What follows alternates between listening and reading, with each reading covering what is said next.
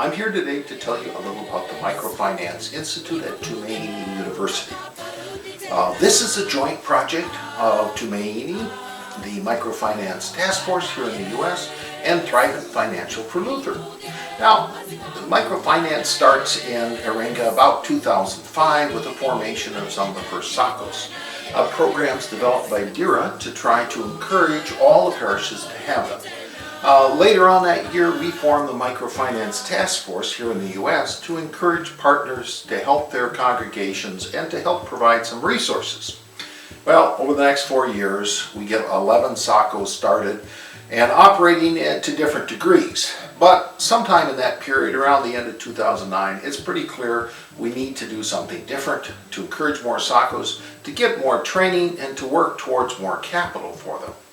So sometime in that summer, we start talking about having an institute, and we visit with DIRA a bit, and we visit with Richard Lubawa at Tumaini, and we talk among ourselves and work on it until finally in December we get a general agreement between Tumaini, between Bishop Mdegela and ourselves that this is something we want to do. So by January, we're busy writing an agreement between Tumaini, ourselves, and working to find some other partners. Well, by March, we have another partner.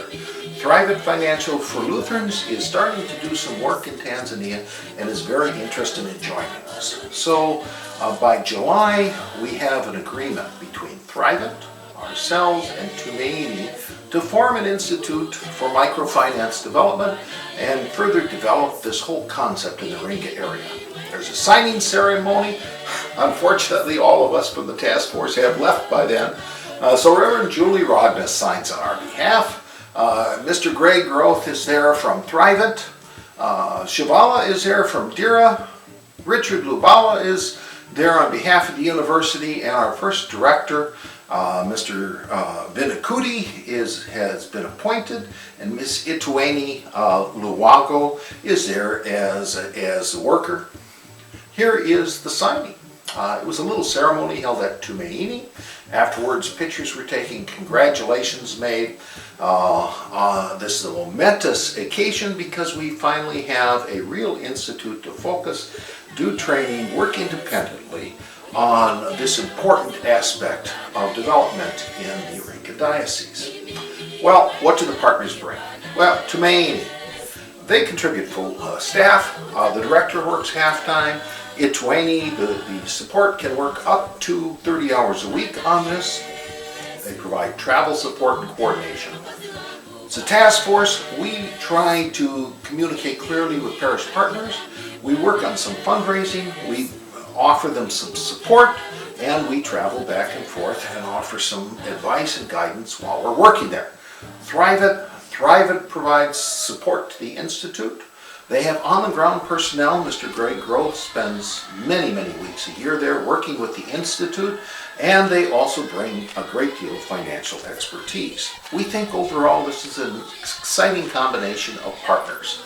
What's our mission? Well, our mission is to support the SACOs in villages by providing training of members and officers, helping with audits, finally get real audits, helping with accounting, expand other services, try to expand the capital resources, try to expand seed funding availability for the SACOs, and continue to work to develop them as they move into the life of their congregations.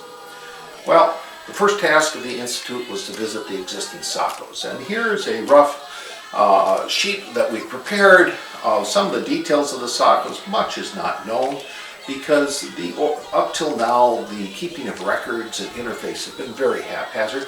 There are 14 here though. Not all of these, by the way, are currently operating. Some of them have just started to get members and gather money. There's 3 that in particular that really need a lot of work to say they're operating, but there are 14 of them. If we look at the total capital they currently have is a little over $80,000 US that is being used. They've got approximately 650 members, and if you count the family members that each of these individual members represent, there's about 3,000 people in the diocese currently being served by these SACOs. Approximately 95% repayment. Typical loan we find is around $150 to $300, and generally people are finding they're doubling their income. This is an enormous impact. During visits, it's clear again, people are feeling great impact from the SACOs. Typical individual will double the size of her farm and her acreage and double her income. Some people are finally able to get a little capital to start building, make furniture, have local businesses. It's just a wonderful explosion. People are just begging for more capital. That is the biggest single failure, if there is one, is people are so excited, and yet there's just not enough capital because there's such a demand and such a need. But it's a beginning. It's growing.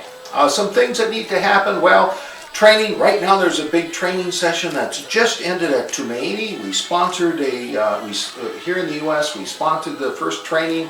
We had members from 11 SACOs that went to 3 days of on-site training, and now people, and they were trained in bookkeeping, reporting, management, loan evaluation, a variety of issues, intensive course by Tumaini faculty.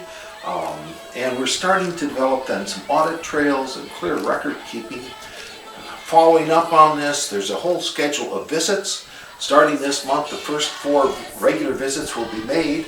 We are making a lot of these visits in conjunction with the Ag Institute, because it's one thing to know how to farm. It's another thing to be able to afford it. Many of these loans go to buy seed, fertilizer, just the basic essentials to be able to do their business. And so it's a natural fit. And they are, the Ag Institute and the Microfinance Institute are going to work very close together. But of course it's not exclusive, because microfinance also supports people starting little sewing businesses or little shops and a variety of other activities. So they fit closely together, but they still are somewhat separate. The first training session was considered a great success. Everyone went home. They were very much thrilled. We are going to now start focus and try to make a schedule for the next 3 SACOs that have funding and are ready to be registered and have their paperwork and their Bizi, Pomeran, Inilam, Biloli, and those are current, hopefully will be done by the end of the year, but might drag into next year because it does take time.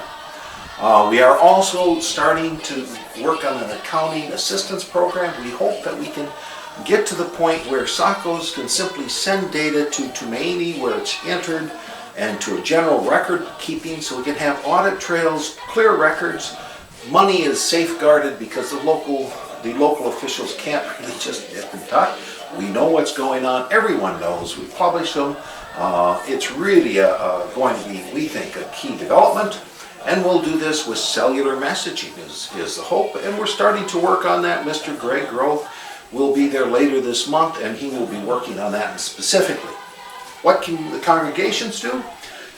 We would ask, first of all, that you let us know if you are planning to send money to your parish for a SACOs. We don't really want to get in the middle. What we want to do is make sure the money goes to the right place, it gets picked up, it goes into the bank account, that it's accounted for, that the SACOs gets their paperwork in order, registers, that we are able to train in the system. And the first step is, if we know about it, then we can start working with the Institute to make sure these things happen, and we would love to do that. We would ask you to be patient with the Institute. All things Tanzanian takes time. And as you can see, it took us almost 1.5 years to get an institute started. It will take time for it to get rolling and get up to speed. But it's exciting. Things are indeed happening. We would ask that you support the Institute, that if you are talking with your partner parish, that you encourage them to work with the Institute, to go there for training, to go there for auditing, to go there for accounting help. Because we want this to be seen as a very positive partnership where they can really be helped and they can work with the other SACOs. So please encourage in all your dealings your parish partner to work with the Institute as much as possible. If you need more information, or you'd like someone to come talk to your congregation or visit with a partnership committee or whatever, feel free to call me, Tom Hendrickson. There's my email, or contact Dan McIntyre, my co-chair. There's Dan's email, or talk to Paul Harris. It doesn't really matter. Just let us know we'll be glad to help.